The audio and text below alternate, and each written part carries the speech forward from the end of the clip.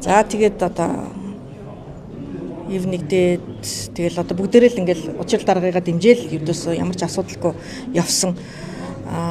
Харамсалтай нөгөө улс төрийн өршөө авалт гэдэг юм уу, яг энэ сонзон сансан гэдэг юм уу, яг энэ ажиллагаа бүр улмал одоо юудаас нөгөө зогсохгүй улмал ингээд нөгөө даймжраад яваад байгаа л санагдаад байна л да. Санагдаад байгаа ч гэж угаасаа ингээд нөгөө чин дохионод яваад байгаа байхгүй 3 сарын 1-ний 105 жилийн одоо намын баярын баг хуралчин ууг нь бол тэгэл баярын арга хэмжээ шүү дээ тий 105 жилийн.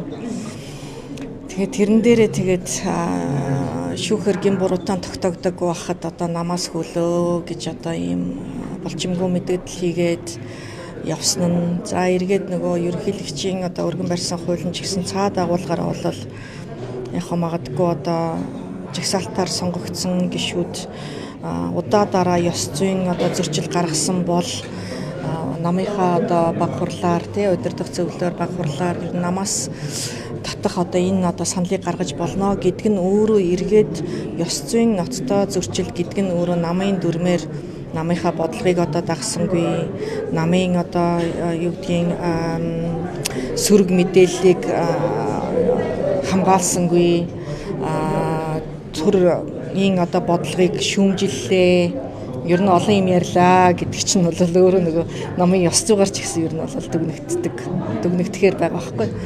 Тэгэхээр магадгүй одоо энэ агуулгуудаараа ер нь тэгээд ямар ч шүүмжлэл хэлэх эр зориггүй гişүүд тэгэл чимээгүй л зүгээр канопо дардаг чимээгүй л одоо дарга удирдлага дагдаг ийм л нөхцөл байдал руу түлхэж байна л да. Тэгэхээр энэ болгон өөрөө тэгээд арчлал муу юм уу? Энэ болгон өөрөө тэгээд парламентын засаглалын төгөлдрчил муу юм уу? Яах гэж 126 гишүүнтэй болсон юм?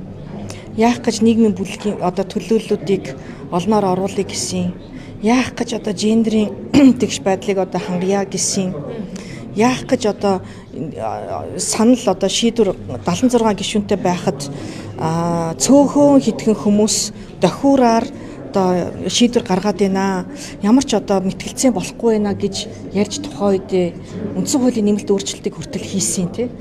Тэгээ энэ өөрчлөлт нь өөрөө өнөөдөр ирээд зоригтой хүмүүс дуурдаг, оролцдог ийм өөр салхи одоо сэвэлзэж байхад эн чинь болохгүй юм байна штэ гэж эргүүлээд нөгөө хуучин руугаа түлхээд байгаа юм ажиглагдчихэ л да. Тэгэхээр ив нэгдлээ сахина гэсэн болвол парламентын засаглалаа хамгаал. Парламентын дуу хоолой залуу гишүүдийг одоо айдсаар удирдахаа боль. Улс төрийн өршөө авалтаа болчихооч тий. Гэ булган туяа чуулганы хуралдааныг даргалсныхаа төлөө яагаад өнөөдөр төрийн эрх мэдлийг хууль бусаар авахыг завдсан ч биш бүр авсан гэдгээрээ ялт тулгуулад явж байгаа юм.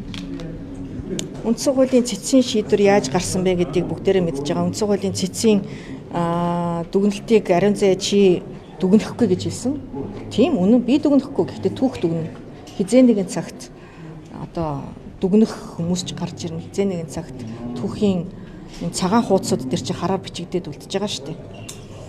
Зөв байсан юм уу буруу байсан юм уу цаг тухайн үед нь хэлэх. Яг одоогор бол буруу одоо үндсэн хууль зөрчсөн гэсэн юм шийдвэр гарсан.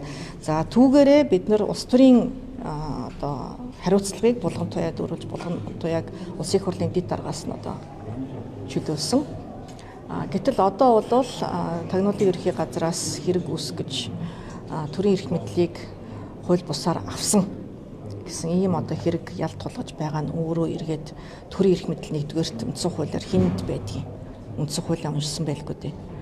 Тэгээд авахыг завдсан ч биш авсан бол одоо булган туяа тэгээд тэр төрийн эрх мэдлийг хамгаалчаад яваад байгаа юм. Гэсэн л одоо ийм бодолтой байна. Тэгэхээр ийм залуу одоо эмэгтэй нэг ялангуяа дөнгөж одоо жигсаалтар ч юм уу дөнгөж одоо улс төрд орж ирээд байгаа хүн булган туяа бол биш шүү дээ. Тэгээд аль 10-15 жил энэ намд зүтгэж өчнөө одоо энэ ялтыг бий болгоход зүтгэсэн ийм хүн дээр жишээлбэл одоо ийм хариуцлага үүсгээд одоо ийм үүсгээд явж байгаа нь бол улс төрийн өршөө авалт гэж харж байгаа. Тэгээд энийгээ одоо тэгээд яаж хийх юм байгаа тэргээд энэ айдсаа болжооч амар ойсгалан дээр ч гэсэн гинт одоо ийм нэр дэвшнэ намын дарагт одоо өрсөлднөө гэж ярьснаас хойш гинт л одоо алуурч нарын дуудаал улгачаар нь дуудаал бүх нийтээр нь л одоо харлууллаа шүү дээ. Тэгээд яг энэ агуулгаараа 8 жил ерөнхий нарийн бичгийн дараагаар ажилласан 3 удаагийн улсын их хурлын сонгуульд ялалт байгуулахад одоо манлайлж оролцож явсан хүний бүх тэр үүх түүх бүх юм үгүйсгээл энэ хүн чи одоо хулгайчин байгаамаа гэж явж байхаасаа ичдэггүй юм. Тэгэл намаасаа хөөсөн гэл. Тэгэл энэ л одоо улс төрийн энэ өшөө авалтал болчихжээ л гэдэг байхгүй. Тэгэхээр энэ магадгүй тэгээд ив нэгдлээ ханганаа одоо бүх юм сайхан болсон гэж байгаа бол яг энэ аюулгүй баталгаа тэгээд энэ арчлалын парламентын засаглалын энэ одоо нотлохоо энэ юмнуудаа л хийх ёстой л гэсэн ийм байр суурьтай байгаа буюу Нямдар сайттай яг л адилхан л одоо үзэл баримталтай байна. Тэгэхээр би удирдах зөвлөлд одоо байха байсан намайг олон юм яриад байдаг гэдэг удирдах зөвлөлд юу н орлоогүй шүү дээ энэ удаад. Би бүлгийн дэд дарга хийж байгаа. Тэгээд одоо удирдах зөвлөлийн шийдвэр, улс төрийн шийдвэр гаргахлаар бүлэгт орж ирнэ. Тэгээ бүлэг одоо түүнийг бас ярилцаад явах бах. Яг нөгөө хэлсэн ярьснаасаа бол бас их бутсан Хурал Баатар дараагаар одоо бас ахлуулсан юм ив нэгдлийг сайхах нэг ажлын хэсэг гаргаад одоо нэг яасан шүү дээ. Хэлсэн ярьснаасаа буцсан шүү. Тэгээд одоо ер нь бол тэгээд эр хүн хэлсэндээ имэлтэмэр хараасан да гэдэг лөө. Тэр шиг тэгээд ер нь бол айцтай л